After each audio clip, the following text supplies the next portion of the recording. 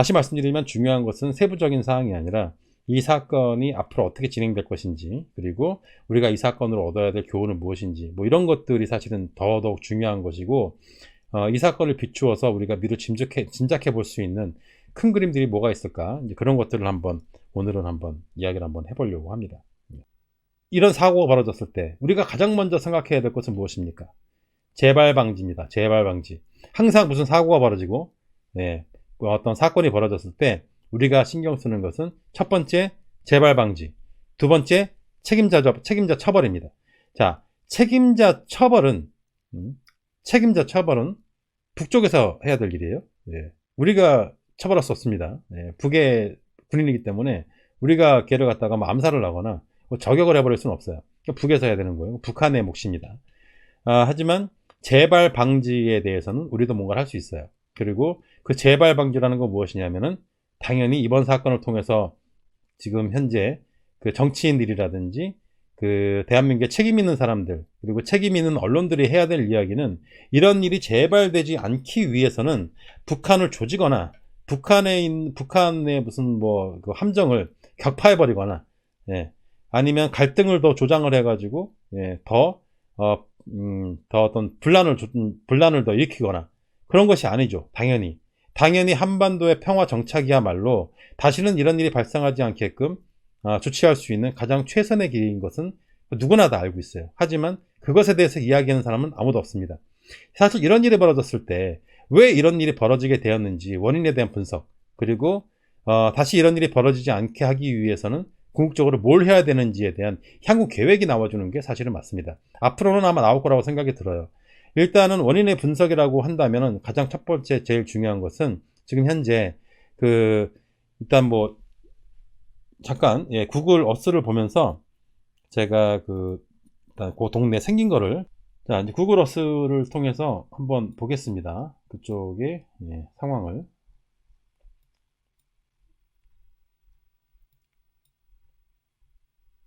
자 여기 보면은 여기가 보면은 소연평도고요. 여기에 대연평도예요. 이쪽에서 한 여기쯤에서 이제 배에서 이탈을 한 것 같아요. 자, 그럼 상식적으로 생각을 했을 때 배에서 이탈을 했을 때 가장 가까운 곳은 소연평도입니다. 그리고 만약에 이쪽으로 바로 갈 수 없다 하더라도 일단 무조건 동쪽으로 그 방향을 잡아야, 동쪽 방향을 잡아야 역시 대한민국 쪽으로 들어올 수 있어요. 근데 이게 이제 북쪽으로 방향을 잡았단 말입니다. 근데 흘러가기는 이쪽으로 흘러갔는데 이 서해 쪽에서 어쨌든 간에 물결이 이쪽으로 칠 거 아닙니까? 서해에서 동쪽으로. 그렇기 때문에 바로 여기로 바로 이 등산곳, 지금 일이 벌어진 곳은 여기에요. 등산곳 앞바다. 여기서 일이 벌어진 겁니다. 여기서 일이 벌어진 건데, 그렇다고 하면은 이분이 이쪽으로 서쪽 방향으로 진행을 하려고 하다가 밀려가지고 이렇게 갔을 수도 있는 것이고요. 그리고 혹은 뭐 바로 위에 있는 연평도 쪽으로 향하고 있다가 이쪽으로 밀려갔을 수도 있는 것이고 하기 때문에, 그게 이게 의도가 무엇인지, 어느 쪽으로 가려고 했었는지에 대해서 정확하게 지금으로서는 그 의도를 파악하는 게 쉽지가 않다라고 이제 저는 생각을 하는 것이고, 이런 일이 벌어진 이유가 뭐냐면, 항상 이런 일이 어디서 벌어지냐면 여기서 벌어지잖아요. 이쪽 동네에서 벌어집니다. 지금 보시면 아시겠지만 지금 선이 이렇게 돼 있죠. 분사분계선과 이게 모든 것들이 다 여기에 선이 형성이 되어 있는데, 지금 보시는 것처럼 연평도가 바로 여기 붙어 있고요. 그리고 여기만 넘어가면 바로 북쪽에 있는 섬들입니다. 그리고 백령도는 여기에 있어요. 보시면 북쪽 황해도를 둘러싸고 있습니다. 이 선 자체가 이렇게 형성이 되어 있다는 거예요. 이런 식으로 형성이 되어 있고, 그리고 이분이 그 사고를 당한 지점은 바로 여기 등산곳, 이쪽에 사고를 당한 지점입니다.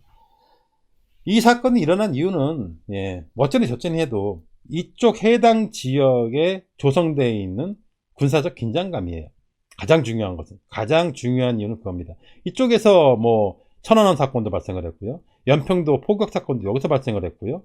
그리고 여러 가지 서해 쪽 분쟁들이 이쪽 라인에서 다들 발생을 합니다. 이쪽이 육군 쪽에서 봤을 경우에는 이쪽 방향, 이쪽 방향에서 그 문제가 많고, 이쪽 방향이 가장 경계 지역이라고 한다면, 해군 입장에서 봤을 때는 이쪽 지역이 가장 그렇다고 봐야죠. 그렇기 때문에 이쪽에 조성되어 있는 군사적 긴장감이 사실은 이번 사건의 원인이라고 봐야 되는 거죠. 이분이 진짜 본인이 원해서 넘어갔는지 어쨌는지를 지금 현재로서는 파악할 수 없는 상황에서 우리가 직접적인 원인으로서 꼽을 수 있다고 한다면 이 지역에 형성되어 있는 군사적 긴장감, 이것이 일단 1차적인 원인으로서 작용을 했다라고 우리는 생각을 해볼 수가 있습니다. 따라서 이쪽에 있는 그 군사적 긴장감이 원인이라고 했을 때, 그렇다면은 이런 일이 재발하지 않기 위해서는 뭘 해야 되겠습니까? 뭘 해야 됩니까? 당연히 이쪽에 조성되어 있는 군사적 긴장감을 해소하는 것이 사실은 이런 일의 재발을 막고, 단순히 이번 일뿐만 아니라 전에 있었던 그 연평도 포격 사건이라든지 천안함 사건이라든지 혹은 여러 가지 이쪽에서 벌어지고 있는 그 군사적인 어떤 그런 사건들에 대해서 남과 북이 서로 대적하지 않고 평화를 유지하기 위해서는 이쪽 지역의 평화가 굉장히 중요해요.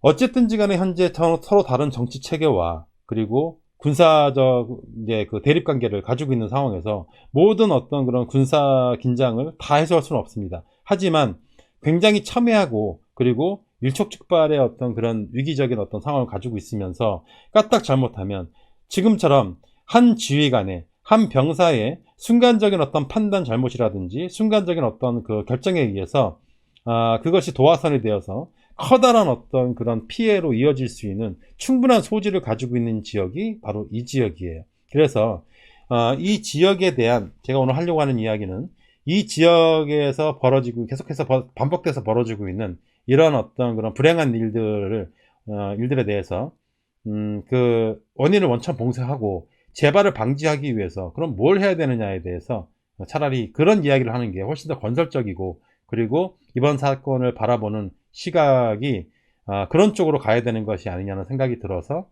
저는 이제 거기에 대해서 한번 오늘 이야기를 한번 해보려고 합니다. 네. 제가 이제 이야기하려고 오늘 하는 이유는 하려고 하는 소재는 뭐냐면요. 서해 경제 공동 특구 구상이라고 하는 이야기입니다. 자, 일단 이 이야기의 출처는 제가 평상시에 생각을 하던 것이고, 그리고 전에부터 방송에서 계속해서 이런 얘기를 해왔고, 그리고 저뿐만이 아니라 굉장히 많으신 분들이 이런 생각에 굉장히 많이 동의를 하실 거예요.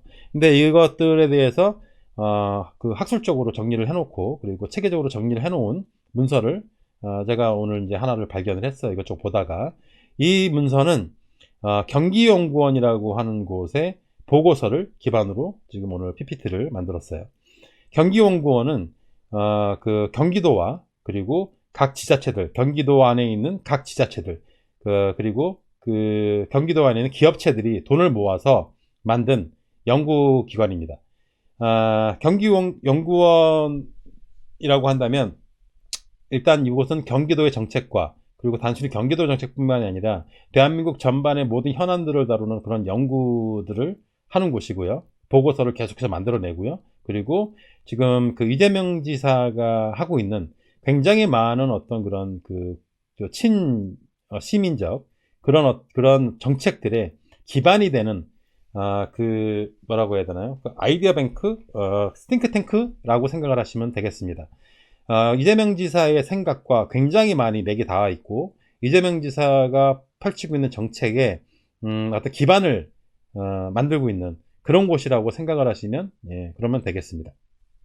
근데 그 경기연구원에서 작년 2019년 그 말에 이런 보고서가 하나 나왔어요. 그리고 얼마 전에 여러분 기억하시는지 모르겠지만 이재명 지사가 그 경기 북부 발전 계획이라고 해가지고 북한 그 접경 지역들을 아우르는 그런 경제 특구를 만들어서 그 경기도 북부 지금 현재 개발 제한에 걸려 있고, 그리고 북한이 가지고 있는 어떤 그런 변수로 인해서 발전이 저하되고 있는 그 경기 북부들의 발전에 대해서 이제 방안을 이야기하면서 잠깐 이야기한 적이 있습니다. 이 구상에 대해서. 그런데 그 구상 중에 서해에 관계된 것이 있기 때문에 제가 가지고 와서 여러분들에게 오늘 이번에 벌어진 사건에 있어서 근본 원인과 그리고 재발 방지, 그리고 앞으로 향후 어떻게 해야 어떻게 하는 것이 올바른 것인지에 대해서 말씀을 좀 드리고 싶었는데 마침 필요한 자료가 거기 있길래 제가 오늘 따왔습니다. 예, 오늘 제가 칭찬드리는, 예, 칭찬의 대상은, 경기연구원입니다. 예, 경기연구원. 연구원, 원장님 이하, 예, 그 연구원 분들, 예, 칭찬해드립니다. 그 안에 굉장히 주옥 같은 연구 자료도 굉장히 많아서, 앞으로도 제가 많이 활용하도록 하겠습니다. 이 서해 경제 공동, 그냥 시작해 보겠습니다. 자, 편집점을 잡아야 되니까. 네, 서해 경제 공동 특구 구상. 네.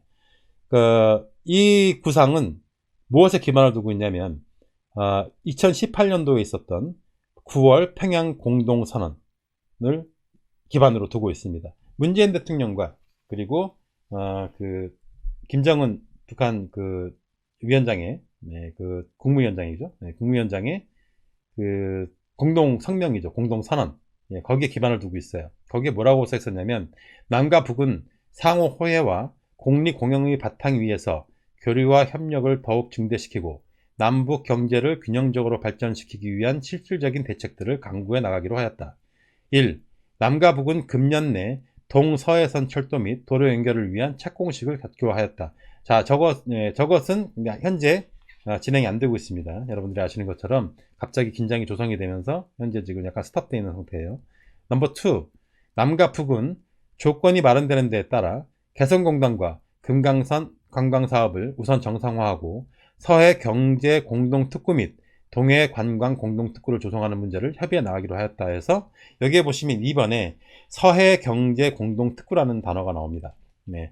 이 서해 경제 공동특구, 네, 여기에 기반을 두고 만든 연구 자료예요. 자, 이걸 간단하게 설명을 드리자면, 여러분들 홍콩에 가보신 분들 아마 계실 거예요. 안 가보셨어도 얘기를 많이 들으셨을 겁니다. 홍콩이 바로 인접해 있는 도시가 있습니다.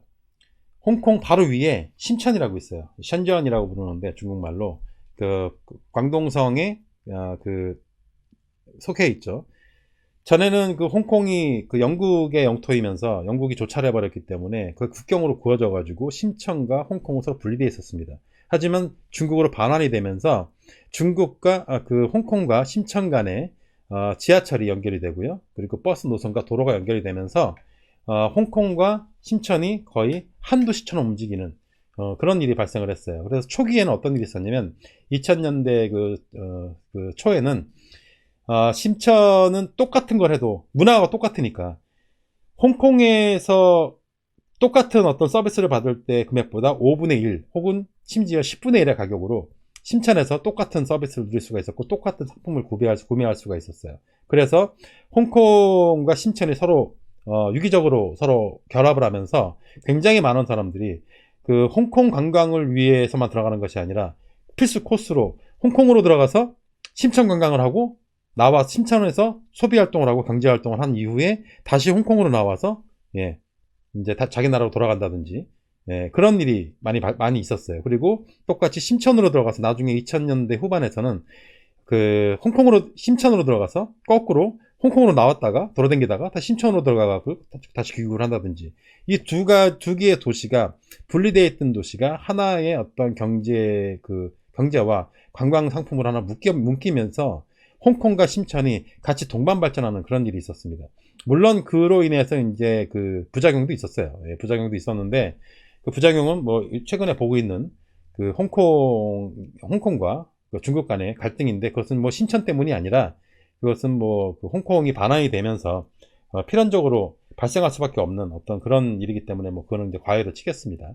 어쨌든 그 두 도시가, 심천과 홍콩이 서로 분리되어 있던 그 도시가 하나로 묶이게 되면서 시너지 효과를 발생하는 그런 일이 있었는데, 그 모델과 굉장히 유사한 모델이다, 이렇게 이해를 하시면 이해가 이제 편하실 것 같습니다.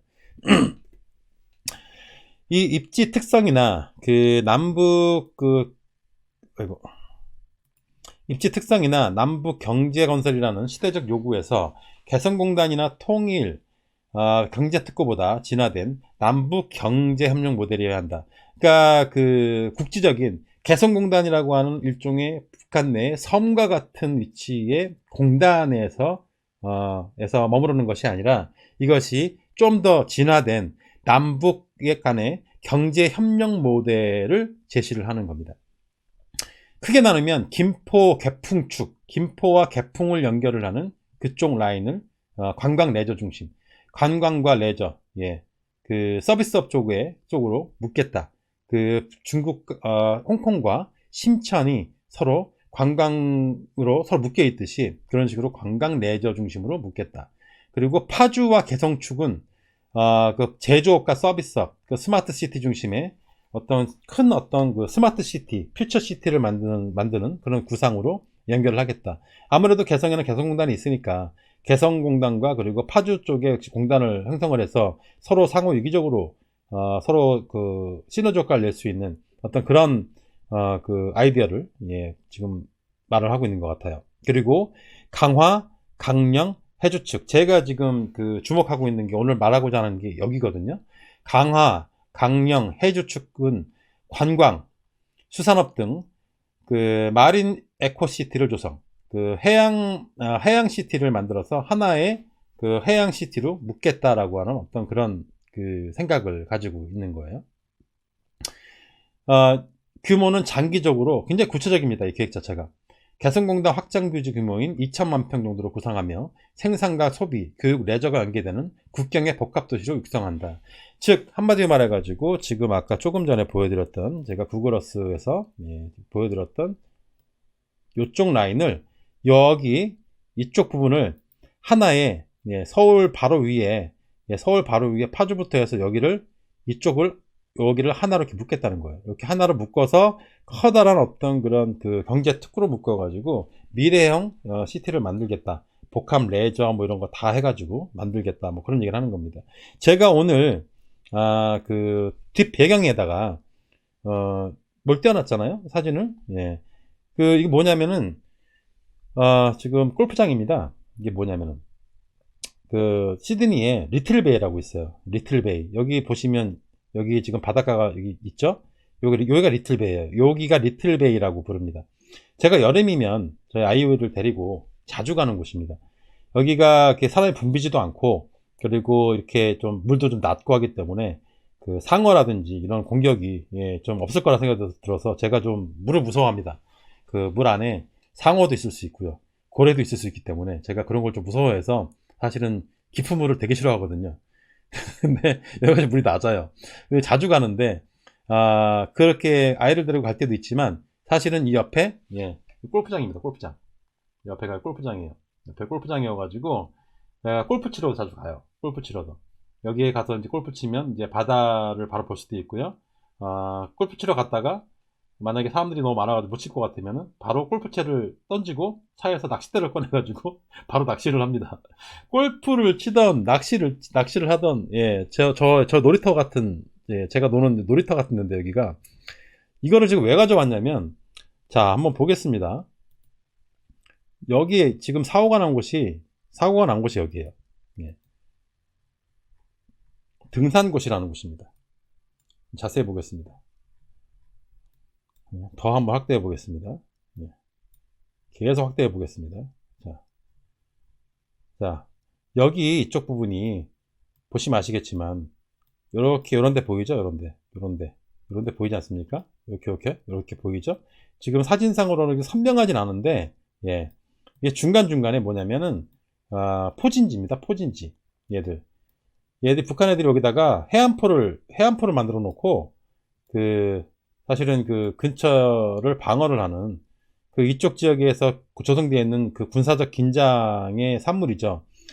사실 보십시오. 여기다가 골프장 만들어 놓으면 얼마나 좋겠습니까? 여기다가 자연보호를 못하니까 안 된다라고 말씀하시면은 할 말은 없는데요. 적어도 해안포대 만들어 가지고 땅굴 파 가지고 여기다가 포 집어 놓고 해안포 발사하는 곳으로다가 발사 기지로 쓰는 것보다 낫잖아요. 그렇지 않습니까? 이런 것들이 전부 다 여기도 마찬가지고요. 이쪽 해안가 쪽으로 해서 쭉 해가지고 이쪽 해안가 쪽으로 해가지고 전부 다 해안포대예요. 이거 전부 다 싹 다 여기가 다 해안포대입니다. 그리고 해군 기지로서 이제 그 군사적 기지였던 배 아닙니까? 예. 그 배 같은 거 이제 정박하고 이제 어떤 군사적으로 다 지금 여기 쓰고 있어요. 근데 여기는 군사적으로 쓰면 안 돼요. 제가 이제 쭉 설명해 드리겠는데, 보십시오. 이게 어디냐면은, 예. 여기가 지금 청도 있지 않습니까? 칭따오? 예. 여러분들, 예. 칭따오 맥주 아시죠? 예. 칭따오 맥주와 양꼬치 아실 거 아닙니까? 예. 칭따오. 그 칭따오 맥주가 나오는 곳. 옛날에 독일 애들이 여기를 갖다가 조차를 해버려가지고, 홍콩처럼. 독일 애들이기 때문에 여기다가, 예. 걔네들은 무조건, 예. 땅땡이를 먹으면은 맥주 공장을 만들어요. 지네 맥주 먹어야 되기 때문에 맥주 공장 만듭니다. 그래서 독일 애들이 만들어 놓은 맥주 공장이 칭따오에 있어가지고, 칭따오 맥주가 나중에 독일 애들 나간 다음에 계속 생산을 하면서 이제 칭따오 맥주가 유명해졌죠. 그 칭따오와 그 양꼬치의 고장, 칭따오. 예, 여기가, 예, 거기에요. 근데 보시면 아시겠지만, 이게 엄청 가깝습니다. 예, 바로 날라오면, 예, 바로 가면 여기가 제일 가까워요. 인천까지 들어올 것도 없이 여기가 제일 가깝습니다. 가깝기가. 그리고 이게 지금 얼마나 가깝습니까? 예? 엄청 가깝잖아요. 이쪽에서부터 배를 타고 들어가도 되고, 뭐 이쪽으로 통해 가지고 뭐 기차 타고 들어가도 되고. 제일 좋은 건, 만약에 저에게 여기를 개발할 수 있는 그 권한을 준다면, 저는 다른 데 말고 이 등산곳에다가 여기다가 골프장 만들어 놓고요, 요 해안가에다 호텔 세워 놓고요, 이쪽에다가 여기 보시면 여기 백사장 보이지 않습니까? 여기 백사장, 여기 물 낮아 가지고 놀기 얼마나 좋습니까? 예. 그래가지고 이쪽에다가 그 관광시설 만들고, 물놀이 시설 만들고, 여기다 골프장 만들고, 호텔 세우고 한 다음에 쾌속정을, 예, 서해 쪽에 쾌속정을 운영을 합니다. 이쪽에서, 예, 쾌속정을 운영을 해가지고 중간에 있는 연평도에서 1박하고, 예, 여기 들어가서 골프 치고 다시 가가지고서 1박하고 다시 돌아온다든지, 이렇게 연결이 돼가지고 이쪽을 굉장히 어떤 그런 그 아름다운 관광자원으로 활용을 할 수 있지 않을까. 이 안에 보시면 굉장히 이렇게 물이 아래까지 들어와서 이렇게 많이 형성이 돼 있어 가지고, 이쪽 지역은 그 물을 끼고 리조트 시설이라든지 어떤 관광 시설을 만드는데 천혜의 조건을 가지고 있어요. 너무 아깝잖아요. 이런 곳이 우리가 그 즐기지 못하고 누리지 못하고, 포나 만들어 놓고 구멍 뚫어 놓고 포 쏘고 그런 용도로만 쓰여지는 게 너무 아깝지 않습니까?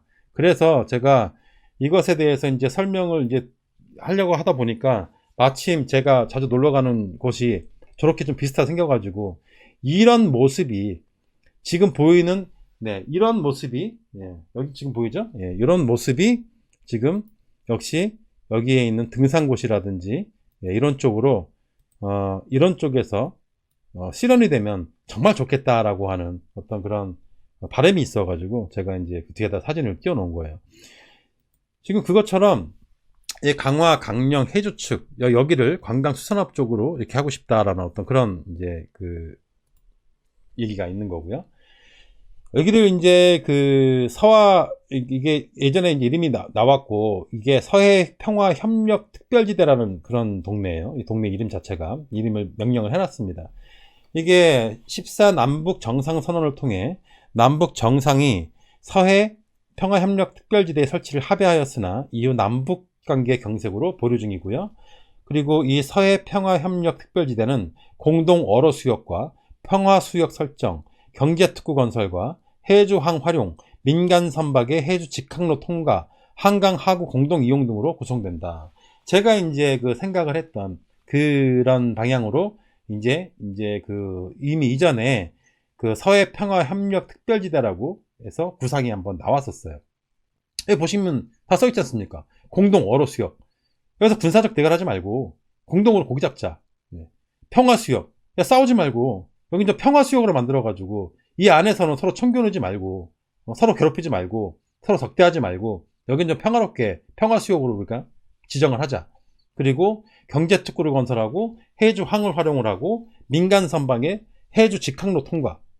그 인천에서 출발하는 그 여러 가지 관광선들이 지금 방금 말씀드린 것처럼 연평도를 통과해서 백령도로 가서 해주로 간다든지, 그리고 그 해안을, 아름다운 해안을 그래서 같이 보면서 유람선이 엄청나게 큰, 여러분들 유람선 아시지 않습니까? 그 안에 막 수영장도 있고 놀이시설도 있고 안에 막 게임하는 데도 있고요.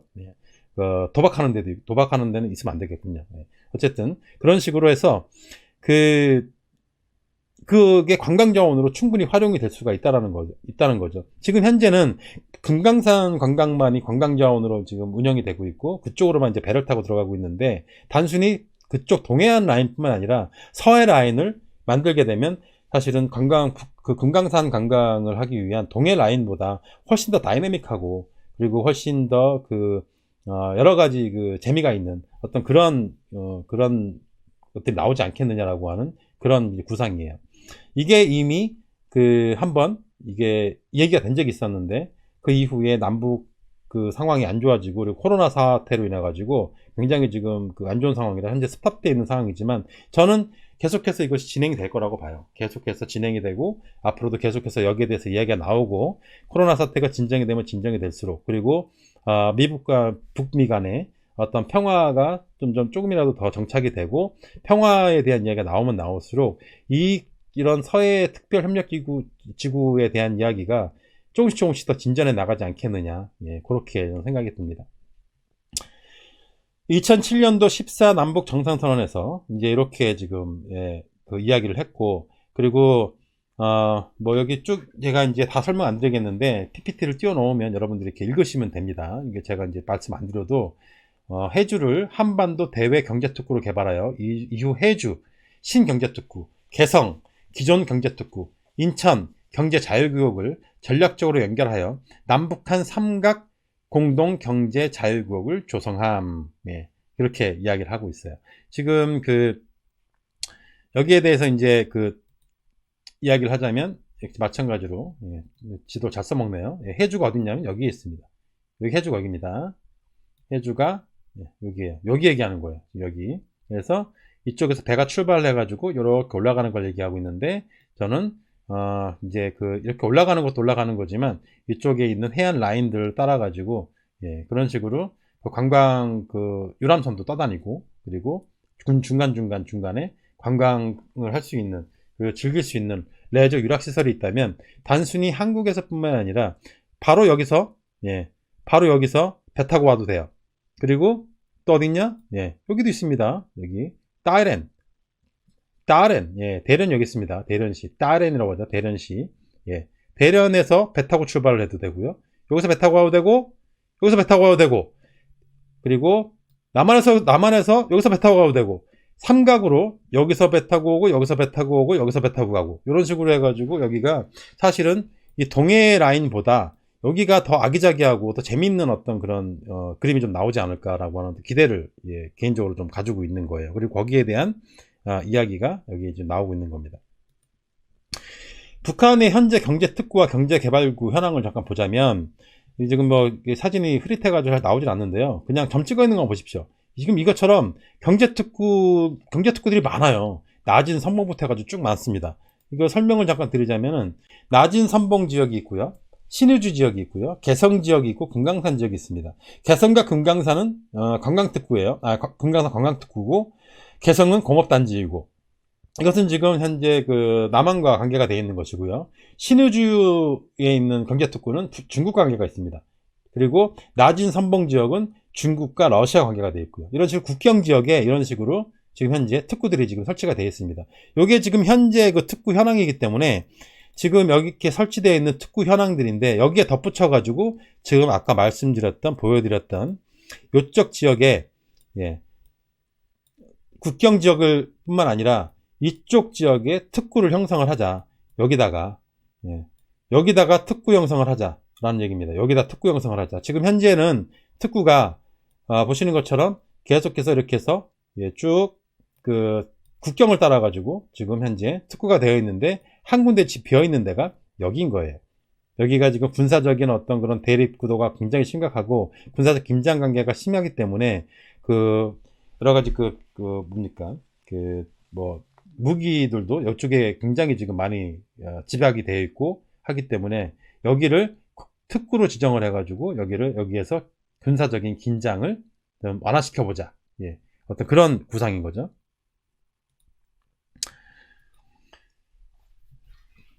여기 이제 뭐 쭉 보시면은 이렇게 쭉 비교가 되어 있는데요. 비자 여부가 낮은 선봉은 무비자, 초청장 필요한데 무비자고요. 신의주는 비자 있어야 되고요. 개성은 출입증명서 필요하고요. 금강산도 출입증명서 필요하고, 현재 이렇기 때문에 지금 요 무비자인데 출입증명서 요것만 그대로 따다가 사용을 하면 그 특구를 만들었을 때 운영하는데 뭐 비자 문제라든지 출입 문제는 큰 문제가 없을 거라고 생각이 들고, 그리고 자유활동 보장이 이게 사실 우리가 제일 관심 있는 거 아닙니까? 이게 우리가 갔을 때 괜히 총 맞는 거 아니야?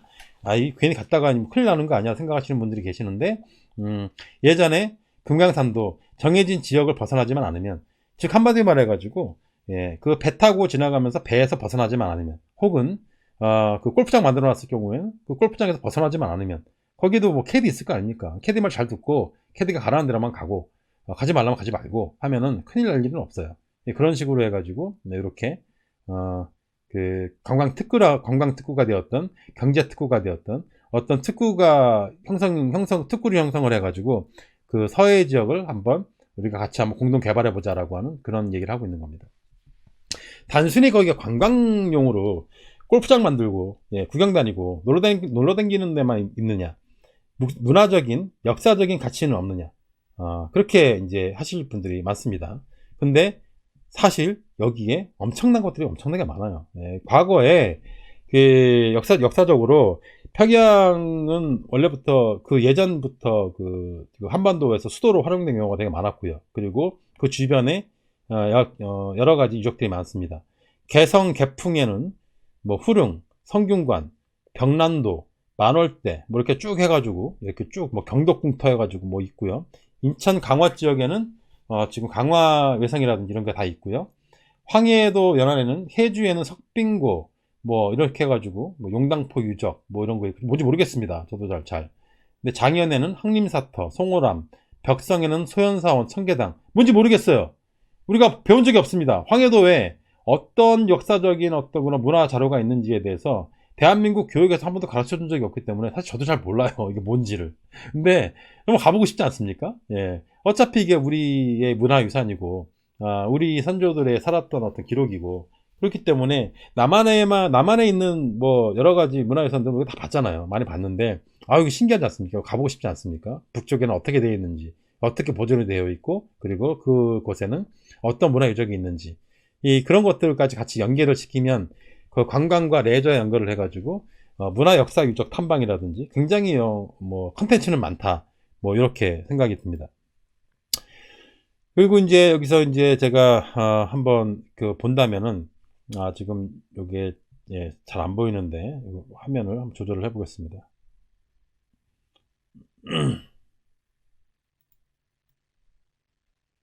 이렇게 하면 자, 북측 주요 산단업 및 산업. 개성에는 개성공단이 있죠.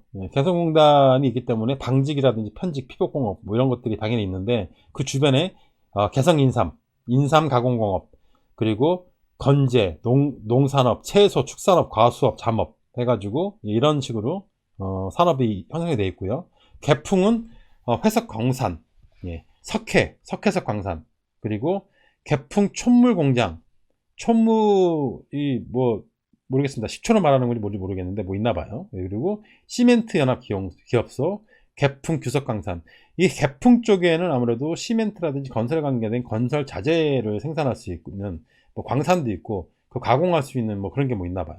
그리고 배천이라는 곳에는 채굴업, 역시 마찬가지로 광산인 것 같습니다. 식료품공업 뭐 이런 식으로 연안에는 마찬가지로 또 이런 식으로 해가지고 굉장히 많은 산업들이 현재 형성이 돼 있다. 그리고 이 경기연구원에서 이런 것들을 다 조사를 해가지고 현재 북한의 그 접경 지역, 지금 말하는 그 서해 지역에 어떠한 산업들이 있으며 어떠한 산단들이 있는지를 다 조사를 해가지고 지금 이 연구 자료에다가 올려놓은 것을 제가 이제 따와서 여러분들에게 보여드리는 겁니다.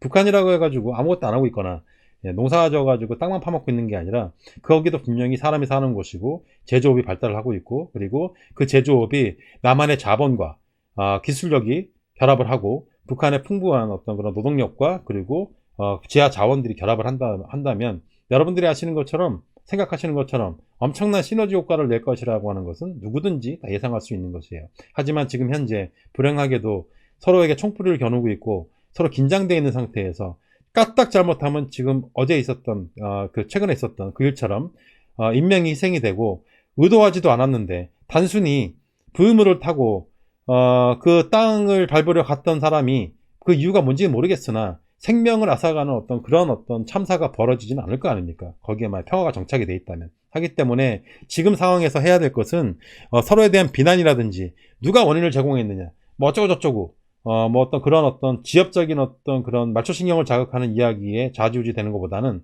재발 방지를 위해서 다시는 이런 일이 벌어지지 않기 위해서는 사실은 이 지역에서 가장 필요한 것은 대결과 반목이 아니라 평화 구축이고 그리고 협력이다 라는 것에 대해서 이야기를 드리기 위해서 경기연구원의 자료를 가지고 여러분들에게 서해 특구 지역에 대한 이야기를 하고 있는 겁니다. 이거는 제가 이제 구글 어스에서 다 설명을 했죠. 이건 건너뛰고요. 예. 각 도시에 대한 설명이 돼 있어요. 각 도시에 대한 설명이 이렇게 쭉 돼 있는데, 개성은 구릉성 지형이고, 뭐 어쩌고저쩌고 이렇게 돼 있고요. 이건 이제 제가 띄워놓을 테니까 PPT를 쭉 한번 읽어보시면 그 안에 이제 내용이 나오는데 간단히 설명을 드리자면, 개성 지역 같은 경우는 벌이 넓어요. 예. 이게 땅이, 이게 벌이 넓습니다. 평야가 넓어요. 개성 지역 같은 경우는. 그래서 그리고 이제 여러 가지 입지 조건이 공장이라든지 이런 것들이 입지 조건이 좋고, 개풍 같은 경우는 산지가 많고요. 그리고 해발 고도는 100에서 150m. 그 주변에는 여러 가지 한강 하류 지역이기 때문에 뻘이 조성되어 있고, 그리고 그렇게 돼 있는 그런 상황이고요. 해주는 42%가 산지이고, 수양산이라고 이제 산이 있나 봐요. 예, 그리고 지금 그리고 장광벌, 신광벌, 벌판인 것 같습니다. 평야 지역인 것 같고요. 배천 지역은 주요 곡창지대 중 하나인 연백평화에 놓여있는 군인가 백천군이라고 있나 봅니다. 그리고 여기도 마찬가지로 넓은 벌과 넓은 간석지가 포함이 되어 있고, 연안에는 17%가 산지이고, 쭉 읽어보니까 소금밭도 있고요. 네. 그리고 저수지가 포함이 되어 있고요. 강령에는 해안선이 가장 길고, 그리고 지방공업과 농산업을 기반으로 하고요. 광석 채굴, 고무 가공, 다시마 가공업 등이 집적되어 있고, 네. 그리고 2014년도에 강령국제 녹색 시범구를 추진 발표해서 녹색 제품 생산 및 생태 관광 개발이 되고 있는 것이 강령이다 해서 지금 방금 말씀드렸던 서해 지역에 있는 소도시들에 대한 설명을 이렇게 하고 있는 것 같습니다. 지금 해주가 이렇게 있고요. 연안역이 이렇게 있고요. 이쪽 지역에서 대한 얘기입니다. 다 이쪽 지역에 대한 얘기. 경기 북부와 관계된 황해도 지역. 여기 이쪽 지역. 서해안과 연결이 되어 있는 그쪽 지역을 이야기하는 것 같습니다. 그리고 김부사루님 감사합니다. 춤추는 사랑님 감사합니다.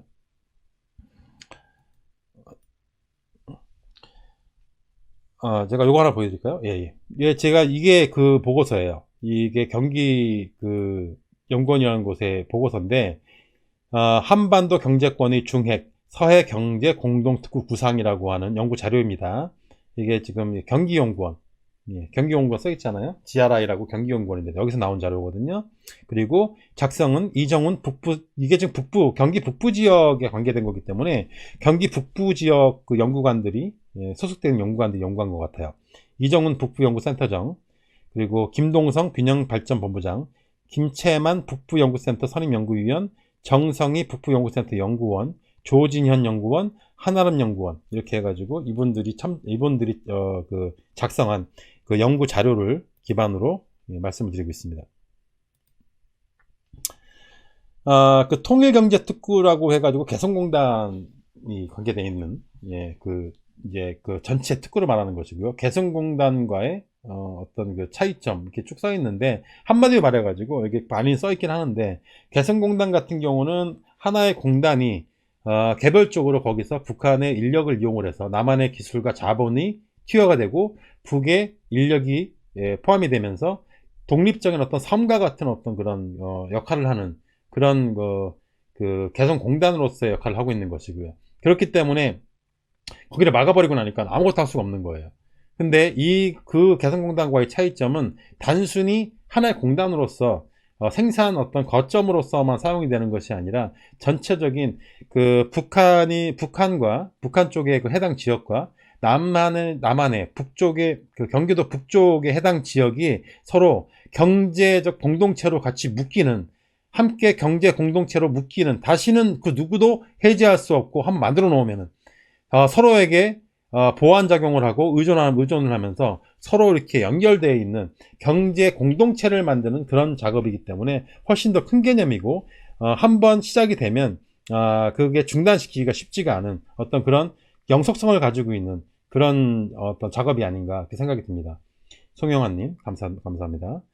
그리고 예, 금액으로 따져봤을 때 그 규모가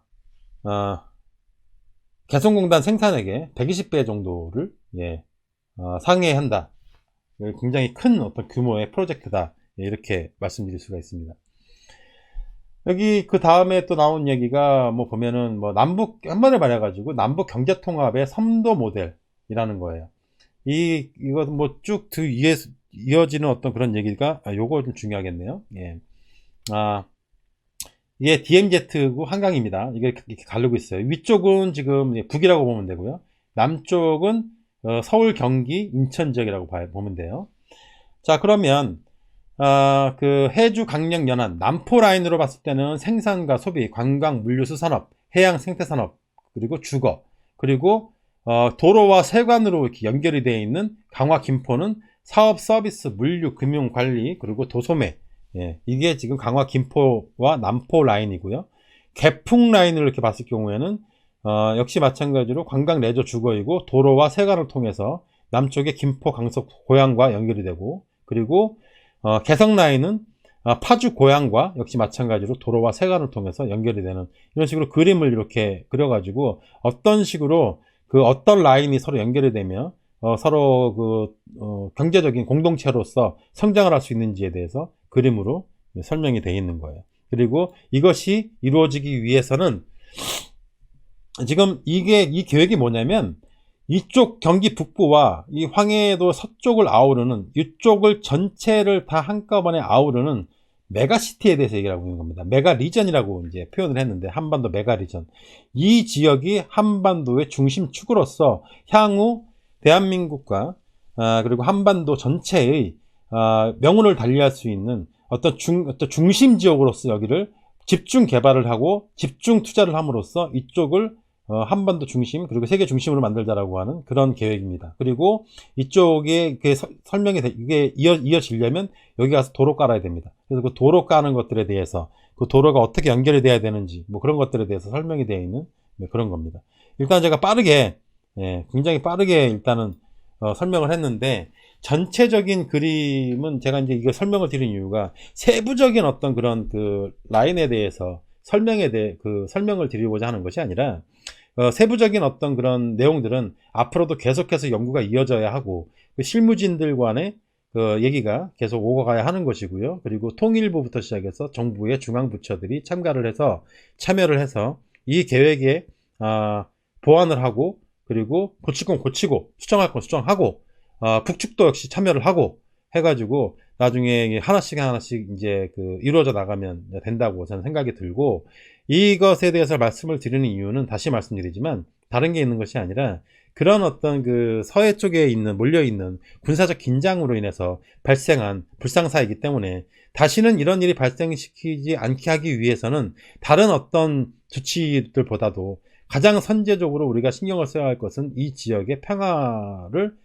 정착시키는 것, 이 지역에 있는 군사적 긴장감을 해소하는 것, 그것이 이런 일이 다시는 발생하지 않고, 그리고 이런 걱정 없이 그쪽에 있는 어민들 뿐만이 아니라 그쪽을 항해하는 선박들, 그리고 그쪽에 배치되어 있는 해군들, 그리고 군사적인 어떤 그 군인들, 그 모두가 다 같이 행복하려면 이런 계획들이 실현이 되어서 그 서해 지역에 평화가 확립이 되고, 서로 간에 그 오고 가는 교류가 점점 많아질수록 이런 불상사가 벌어질 확률이 점점점 떨어지지 않겠느냐라는 생각이 들어서, 지금 언론이라고 한다면 대한민국의 언론이 지금 제 역할을 못하고 있는데, 대한민국의 언론이 진짜 언론이라고 한다면 지금 이 상황에서 그들이 해야 될 이야기는 이것이 무슨 뭐 월북이냐, 뭐 총으로 쐈냐, 불을 태웠냐, 그 구명조끼가 뭐 어디서 났냐,